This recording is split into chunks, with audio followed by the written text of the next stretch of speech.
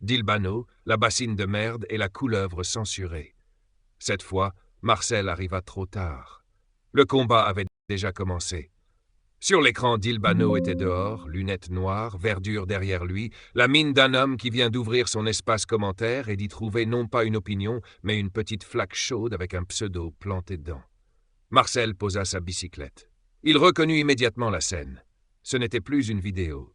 C'était une station d'épuration. Dilbano, depuis quelques jours, avait changé de méthode. Avant, les commentaires toxiques traînaient peut-être dans les herbes comme des crottes de chiens sur un chemin communal. On pouvait les éviter, faire semblant de ne pas les voir, passer à côté en regardant le ciel. Mais Dilbano a dit « C'est fini. Désormais, chaque petit dépôt sera ramassé, filmé, pesé, exposé, composté, retourné à la fourche et servi chaud sur la chaîne. C'est une méthode, brutale, répétive, presque agricole. Le troll vient déposer sa petite bile en pensant salir le terrain. Dilbano arrive avec une pelle et il en fait du contenu. Marcel sourit.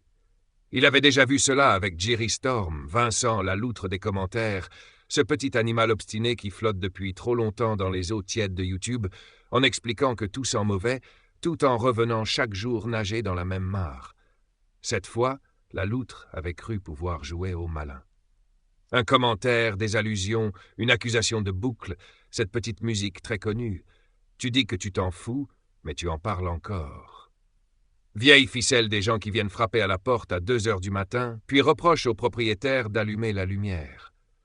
Dilbano a répondu. Et là, Marcel vit la bassine. Une grande bassine imaginaire, posée au milieu du chemin, remplie de tout ce que l'espace commentaire produit de plus noble. Bile, mauvaise foi. Smiley, sous-entendu, faute de frappe, contes étranges, rancune tiède, petit caca déposé sous couvert de débat. Dilbano prit Jerry par la nuque rhétorique. Et il le plongea dedans. Pas une fois, plusieurs fois, avec méthode. « Qui boucle ?» demandait en substance Dilbano. « Celui qui fait une vidéo pour montrer le mécanisme ou celui qui revient sans cesse, sous des formes différentes, déposer son petit commentaire venimeux sous une chaîne qu'il prétend mépriser ?» Voilà la question. Et c'est une bonne question. Car il y a dans ces histoires un paradoxe que Marcel adore. Les ennemis de Dilbano travaillent pour Dilbano. Ils arrivent la nuit avec leur sac de fumier, croyant vandaliser son jardin.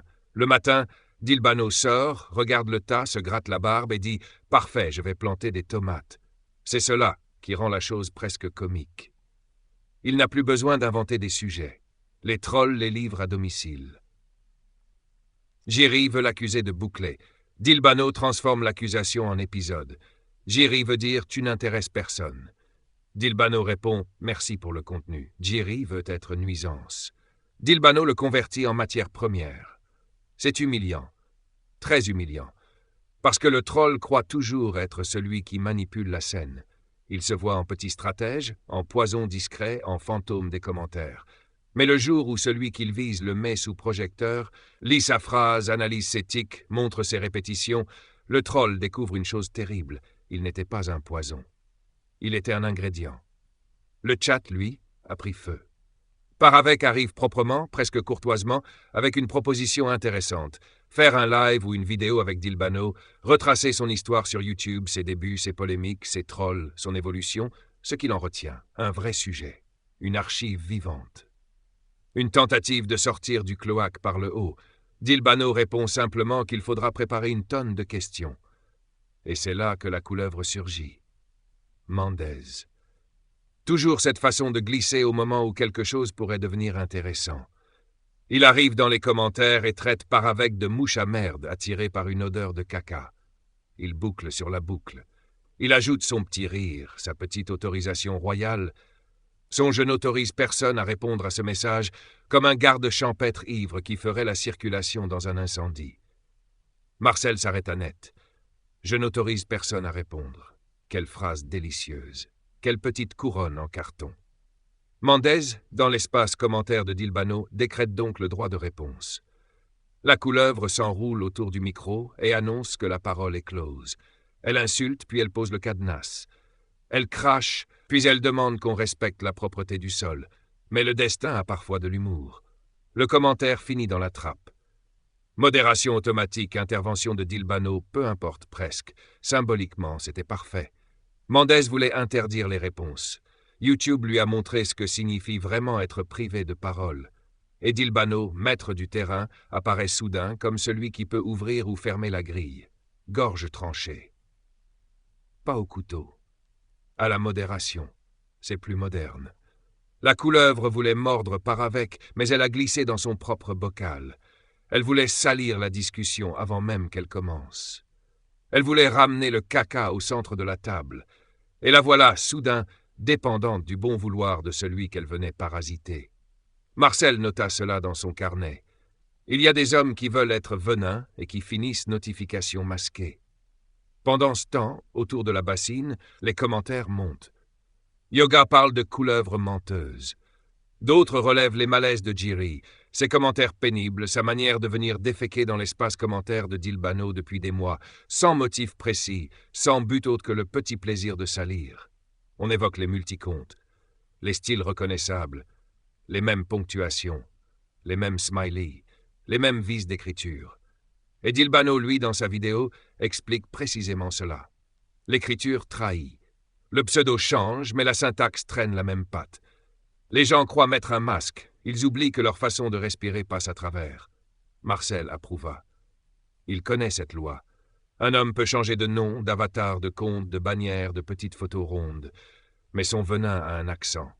Sa bêtise a une démarche. Sa ponctuation a des chaussures. Jiri, ou celui que le petit théâtre reconnaît comme tel, pensait peut-être se dissimuler dans la foule. Mais il n'y a pas de foule. C'est une petite chaîne, un chemin de campagne. Quand une loutre vient tous les jours déposer ses empreintes autour de la même bassine, on finit par reconnaître les pattes. Et c'est là que Dilbano l'humilie le plus, non pas en hurlant, non pas en jouant au grand justicier, mais en montrant que l'adversaire est utile. C'est la pire condamnation pour un troll, être utile à celui qu'il voulait nuire. Jiri voulait casser les couilles. Dilbano le remercie presque de lui fournir une rubrique. Jiri voulait prouver que Dilbano boucle. Dilbano transforme la boucle en concept. Jiri voulait salir. Dilbano ramasse, mélange, chauffe et sert la soupe aux spectateurs. Le chat a compris. C'est pour cela qu'il s'enflamme, parce qu'il voit la mécanique. Il voit que Dilbano n'est pas seulement en train de répondre à un commentaire, il est en train d'installer une règle nouvelle. Tout ce que vous déposez ici pourra être remonté, exposé, commenté, disséqué. Vous voulez venir chier dans le couloir? Très bien, la caméra est prête. On va faire une visite guidée. Marcel trouvait cela très sain à sa manière. Une manière de ferme porcine, certes, mais saine. Car l'espace commentaire est souvent le seul lieu où les petites lâchetés pensent pouvoir rester petites. On y insulte à demi, on suggère, on pince, on ricane, on teste. Puis, quand le propriétaire allume la lumière, on crie « Mais pourquoi tu en parles? Tu boucles ?» Non, il ne boucle pas. Il tient le registre des étrons. C'est différent. Et Marcel respecte les registres. Au fond, cette vidéo raconte mieux que beaucoup de discours ce qui se joue dans les micro-guerres de YouTube.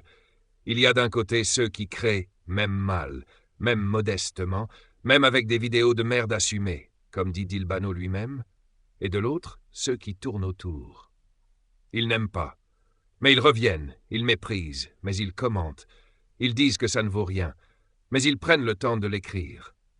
Ils dénoncent la boucle, mais ils alimentent la roue. C'est le mouvement perpétuel du troll, cracher dans la machine, puis s'étonner qu'elle tourne. Marcel ouvrit son carnet humide. Il écrivit « Dilbano n'a pas noyé Jiri Storm dans une bassine de merde par cruauté. Il lui a simplement montré que la bassine était la sienne. Le troll croyait venir salir une chaîne. Il découvre qu'il fournissait le carburant. Quant à Mendez, voulant traiter par avec de mouches, il a fini lui-même collé à la vitre, battant des ailes contre la modération. La couleuvre a voulu interdire la réponse. Elle a reçu le silence. » Puis Marcel referma le carnet. Sur l'écran, Dilbano continuait. Il parlait de motos, de mobylettes, de sujets sans importance, de vidéos de merde, de soleil, de marche, de commentaires qui tombent tout seuls comme des fruits pourris. Il avait cette tranquillité particulière des hommes qui viennent de comprendre qu'ils n'ont même plus besoin de chercher leur ennemi. L'ennemi vient en commentaire, avec son seau, son pseudo, ses smileys et sa petite pelle. Marcel remonta sur sa bicyclette. Derrière lui, la bassine fumait encore. Giry y faisait de petites bulles. Mendez, quelque part, devait chercher sa gorge dans les paramètres de modération.